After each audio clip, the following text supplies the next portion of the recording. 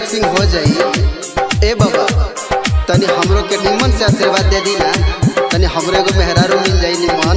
पूरा वक्त जाला काली मैया से आशीर्वाद लीजिए। ए काली मैया संदीप बाबा तनी नजर फेर दिया, ओकरा स्टूडियो के चमका दिया। हे काली मैया की करुणा भगा दिहा, भगा दिहा। हे काली मैया की करुणा भगा दिहा। ऐली तोरा शरण में, ऐली तोरा शरण में, कौनो रास्ता दिखा दिहा। हे काली मैया ई करुणा भगा दिहा, दिहा। हे काली मैया ई करुणा भगा दिहा। डीजे मनीष रक्सौल।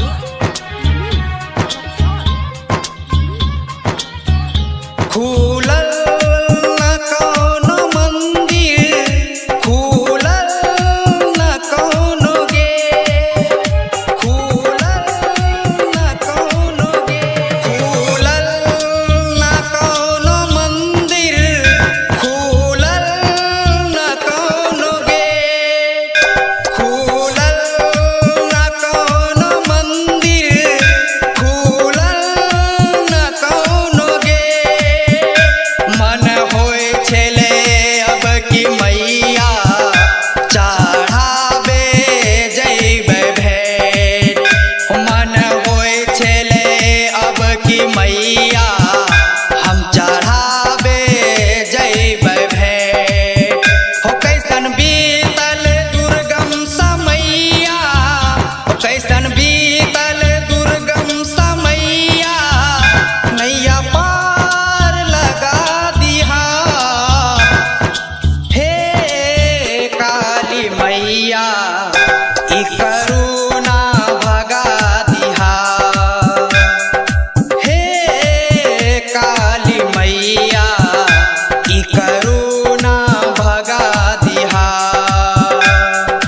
हे काली मैया। डीजे मनीष रक्सौल।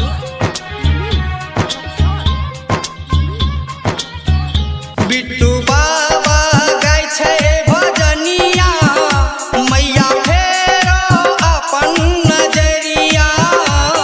तनको दया ना बन तोरा मैया। बिट्टू बाबा गाय छै भजनिया, मैया फेरो अपन नजरिया। बिट्टू बाबा गाय छै भजनिया, मैया फेरो अपन नजरिया।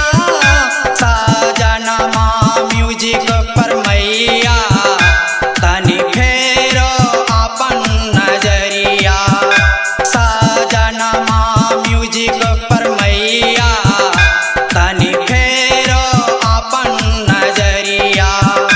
पूजै छी तोहर चरनिया, पूजै छी तोहर चरनिया, चमत्कार दिखा दिहा।